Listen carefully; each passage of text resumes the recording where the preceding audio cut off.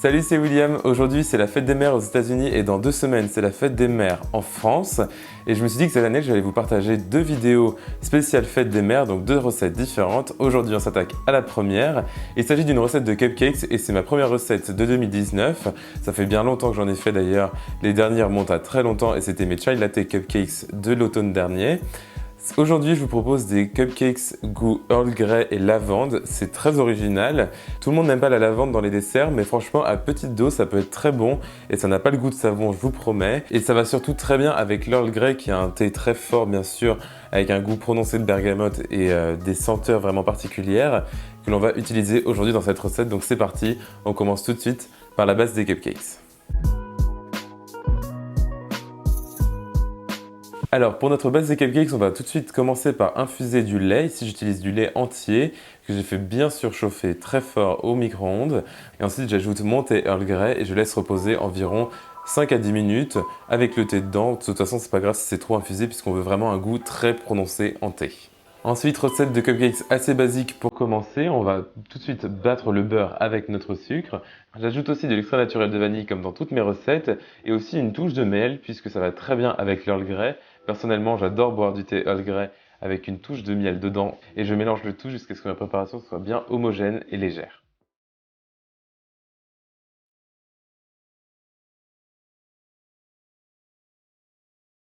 Parfait, maintenant on peut ajouter nos œufs et je vais tout de suite commencer par incorporer un gros œuf et ensuite je vais ajouter 2 blancs d'œufs et mélanger à nouveau jusqu'à ce que j'ai une préparation une fois de plus qui soit uniforme et bien homogène.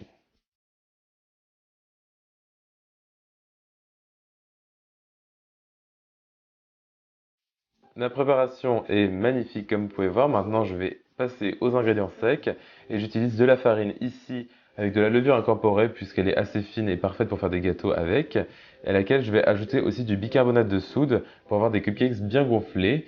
Donc si vous avez de la farine normale, vous ajoutez aussi un petit peu de levure. De toute façon, toute la recette complète est sur mon site internet williamskitchenblog.com. Maintenant, je tamise la moitié de mes ingrédients secs et je mélange à nouveau. Je n'ai pas ajouté de pincée de sel puisque j'ai utilisé du beurre demi-sel au début de la recette, mais bien sûr ajoutez-en une si jamais vous utilisez du beurre d'eau. Maintenant que notre lait a bien infusé et qu'il est maintenant presque à température ambiante, on peut enlever le thé et comme vous pouvez voir il a bien infusé, c'est génial. Le goût tout de suite n'est pas forcément terrible, mais une fois mélangé au cupcake c'est magnifique. Et donc je vais ajouter mon lait et mélanger à nouveau et ensuite on pourra ajouter le restant d'ingrédients secs.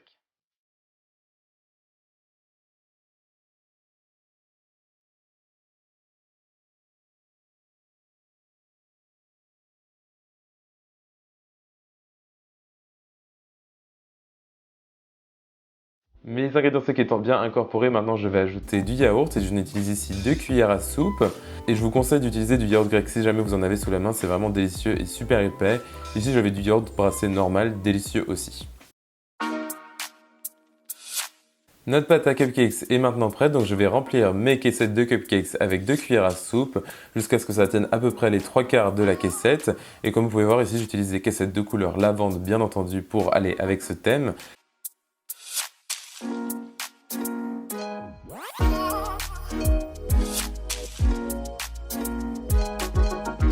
Mes caissettes sont bien remplies et mes cupcakes sont maintenant prêts à être cuits dans notre four préchauffé à 170 degrés Celsius pendant 15 à 20 minutes, environ 18 minutes à chaque fois pour mes recettes de cupcakes ou jusqu'à ce qu'un cure-dent inséré au centre d'un des cupcakes ressorte sec et ensuite on les laisse refroidir intégralement avant de les glacer.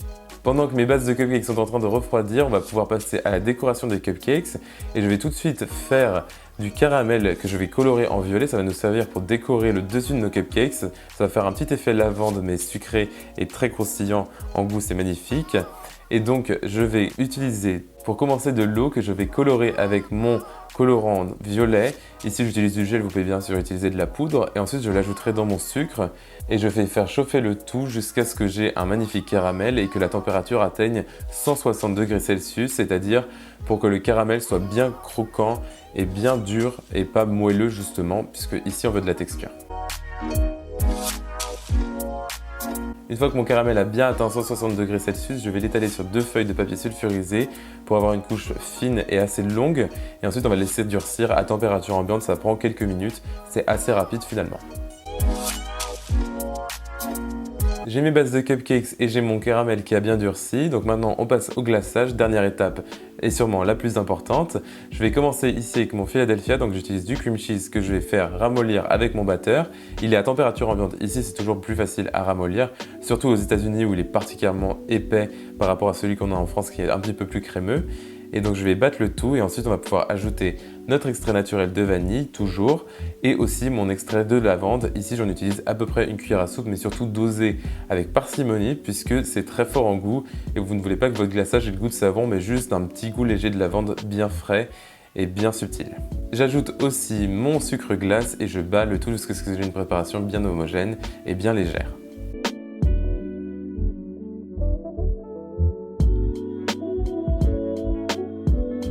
Parfait, maintenant on peut ajouter de la crème ici liquide, mais si j'étais en France, bien sûr j'utiliserais de la crème fraîche épaisse, 30% de matière grasse, puisqu'ici il s'agit de mon cream cheese frosting que je fais version américaine, donc ici j'ai de la crème liquide entière, mais vraiment utilisez la meilleure crème que vous ayez pour avoir une crème bien fouettée et bien montée. Vous pouvez voir que je colore ma préparation en violet pour avoir un effet lavande magnifique, et j'en mets vraiment très peu pour pas que ce soit trop violet non plus et que ce soit trop chimique. Si jamais votre glaçage a du mal à monter et à épaissir, je vous conseille d'utiliser du fixateur à chantilly. J'en utilise quasiment tout le temps en France quand je fais un glaçage à base de Philadelphia puisqu'il est très crémeux comme je vous l'ai dit. Ici aux États-Unis il est très épais donc je n'ai pas forcément besoin de faire ça. Si j'étais en France, j'utiliserais définitivement un sachet de fixateur à chantilly. Toutes les informations seront de toute façon sur mon site internet williamskitchenblog.com.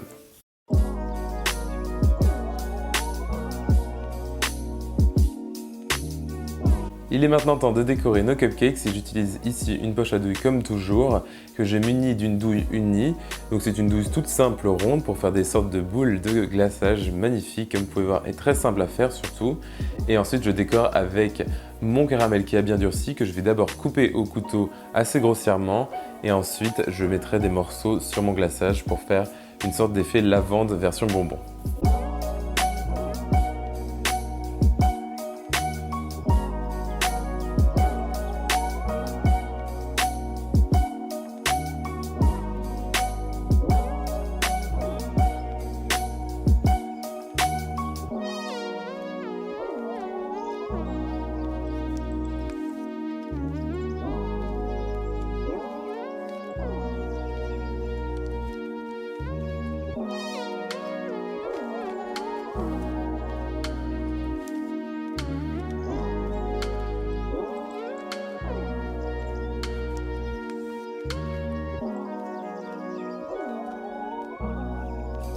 Et voilà, nos cupcakes sont maintenant prêts et comme vous pouvez voir, c'est une recette très originale avec l'addition de la lavande qui plaira forcément à vos mamans. Si vous leur faites ces cupcakes pour la fête des mères, mais faites-les aussi pour vos amis avec ces saveurs estivales qui nous rappellent que l'été approche à grands pas. La recette complète est sur mon site internet, donc williamskitchenblog.com. Pensez bien sûr à vous abonner à mes réseaux sociaux, donc Facebook, Twitter, Instagram et Snapchat, mais surtout à ma chaîne YouTube, ça m'aide énormément ici dans mon développement. Likez cette vidéo, c'est très important et mettez-moi un petit commentaire si jamais vous avez aimé cette recette. Et on se retrouve la semaine prochaine pour une recette tout aussi originale et parfaite pour la fête des mères. Salut!